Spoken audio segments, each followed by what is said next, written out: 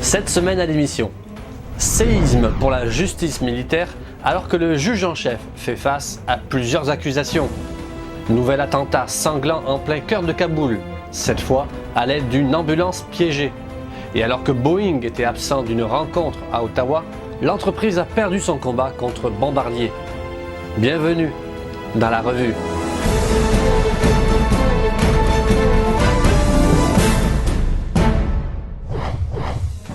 Coup de semonce violent cette semaine pour la justice militaire, alors que rien de moins que le juge en chef, le colonel Mario Duthil, a été accusé par le Service national des enquêtes des forces canadiennes d'un acte de caractère frauduleux, d'avoir fait une fausse déclaration écrite et de conduite préjudiciable au bon ordre et à la discipline. Ces infractions, toutes de nature militaire et portées en vertu de la loi sur la défense nationale et non pas du code criminel, se rapporteraient à une demande frauduleuse de remboursement de frais de voyage que Duthil aurait déposé, à une relation inappropriée avec une subalterne.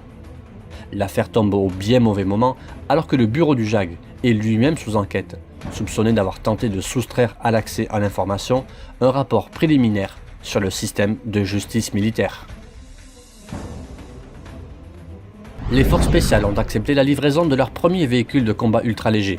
Ces véhicules, obtenus de l'entreprise Polaris Industries Limited, doivent aider à protéger les membres des forces d'opération spéciales du Canada alors qu'ils mènent des missions dans des environnements difficiles. Les véhicules leur fourniront un transport mobile rapide sur des terrains exigeants et ont été spécifiquement configurés pour appuyer les déploiements rapides pour la plupart des aéronefs de l'aviation royale canadienne, surtout l'hélicoptère Chinook.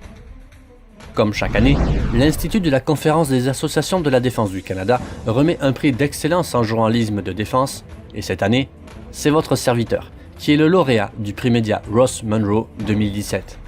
C'est donc le 22 février prochain, lors de la conférence sur la défense et la sécurité à Ottawa, que le prix sera remis en main propre, et nous dévoilerons à cette occasion une belle surprise pour vous.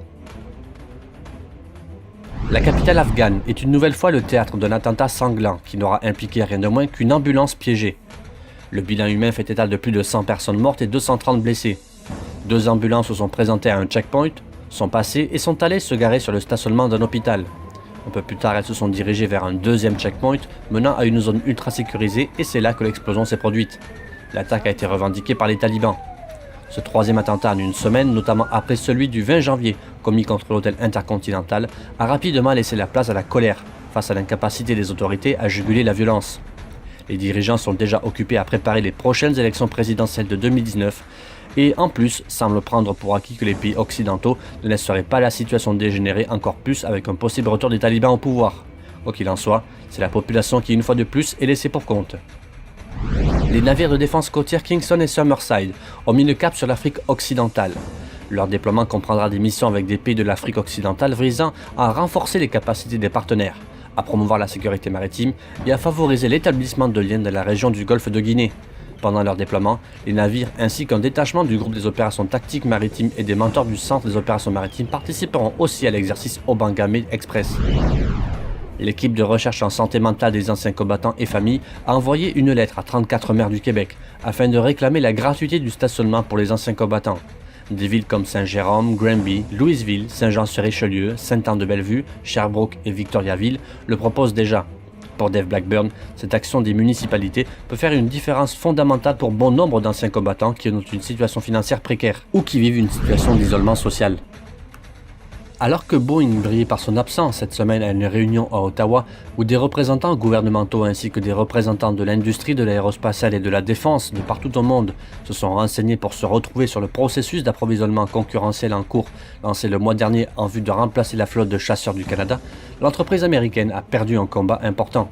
Il faut dire que Boeing attaquait Bombardier dans une plainte anti-concurrence, estimant que son avion C-Series était vendu en dessous du prix de fabrication et nuisait donc à leur propre commerce. La Commission américaine du commerce international a bloqué cette semaine les taxes appliquées par les États-Unis sur les avions C-Series, rejetant ainsi les demandes de Boeing appuyées par le ministère américain du commerce. Les conséquences ? Affaire à suivre. Voilà, merci d'avoir regardé cette revue de l'actualité de la semaine du lundi 22 au dimanche 28 janvier. Rendez-vous la semaine prochaine.